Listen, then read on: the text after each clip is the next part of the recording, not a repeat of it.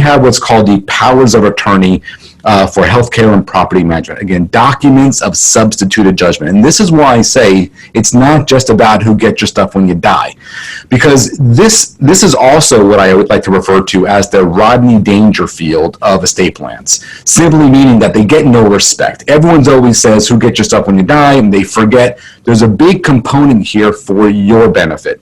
So if you're in circumstances where you yourself are unable to make decisions, somebody needs to step in your shoes and make those decisions for you.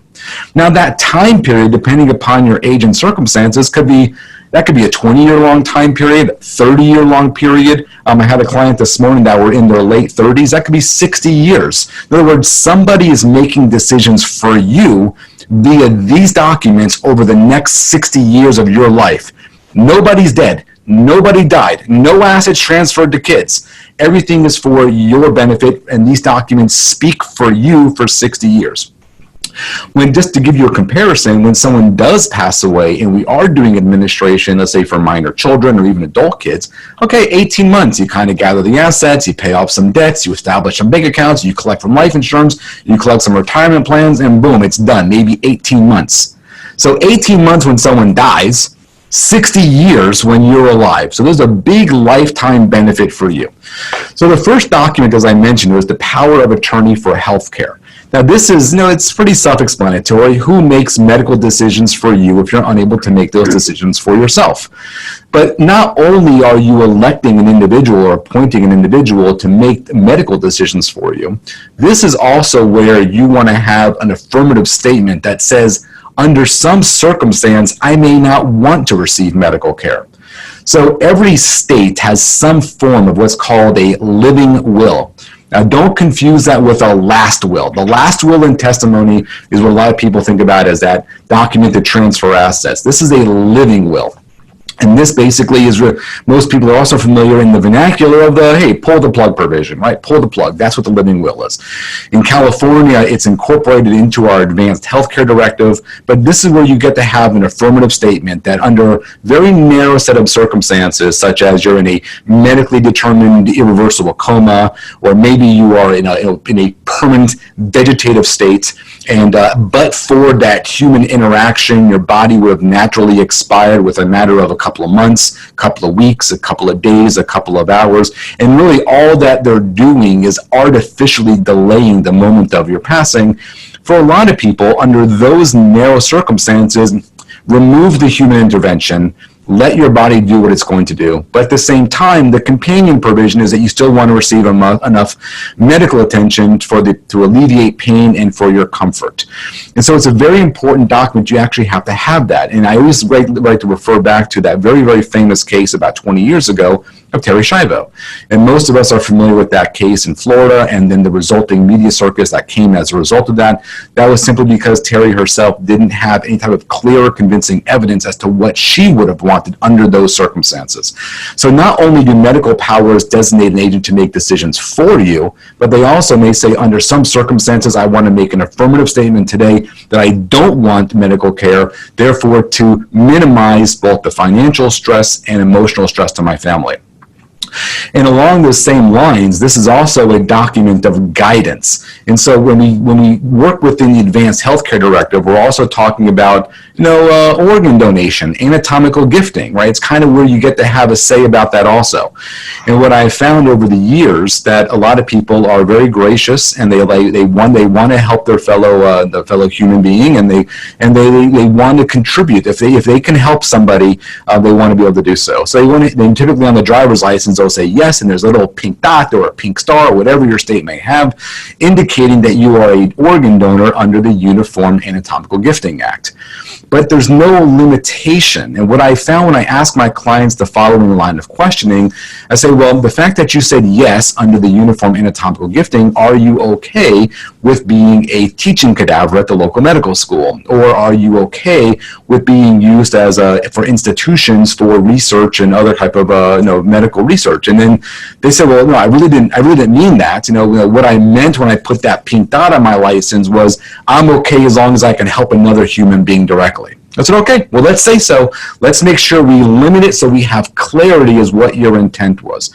But then you can narrow it even further. Maybe no institutional beneficiaries, maybe only in my immediate family, maybe the first degree of relatives, my spouse, my kids, my sisters, my brothers, whatever, my parents.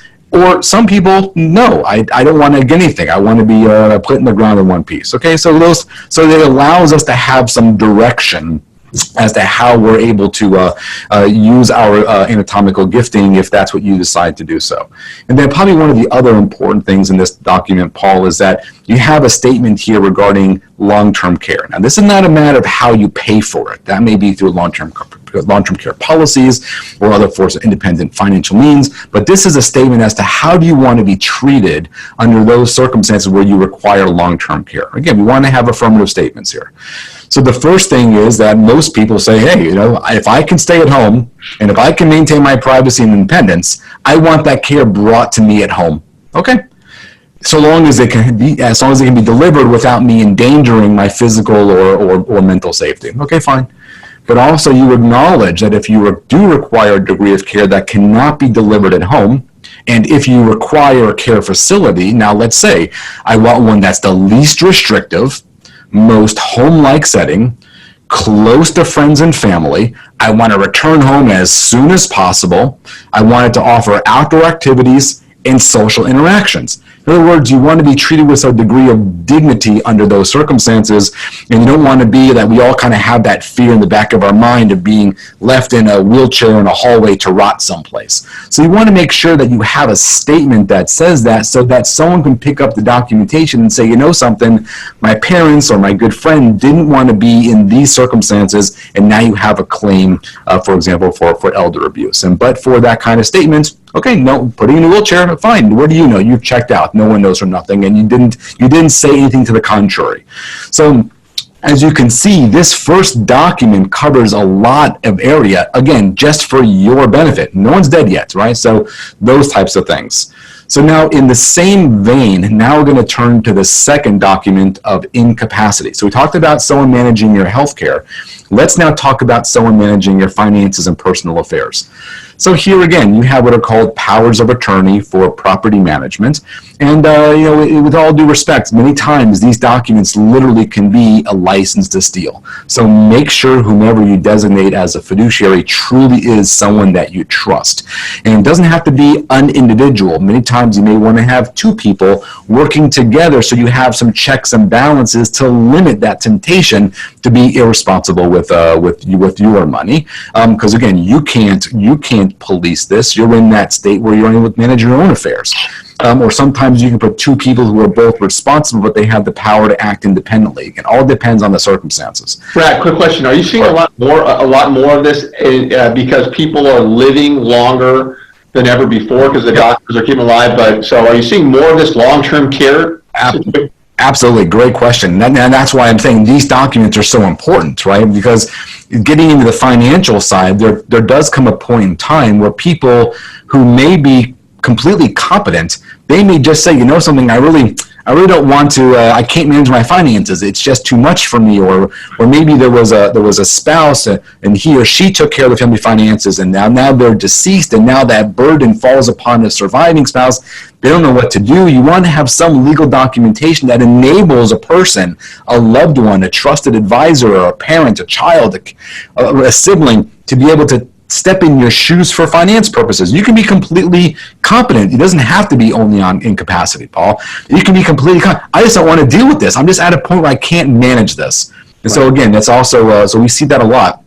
And again, to your point that the longer people live, sometimes you may be living longer chronologically, but the quality of life may not be so great. And so maybe someone can help alleviate some of those challenges as we all get a little bit older and things aren't as easy as they were when we were younger.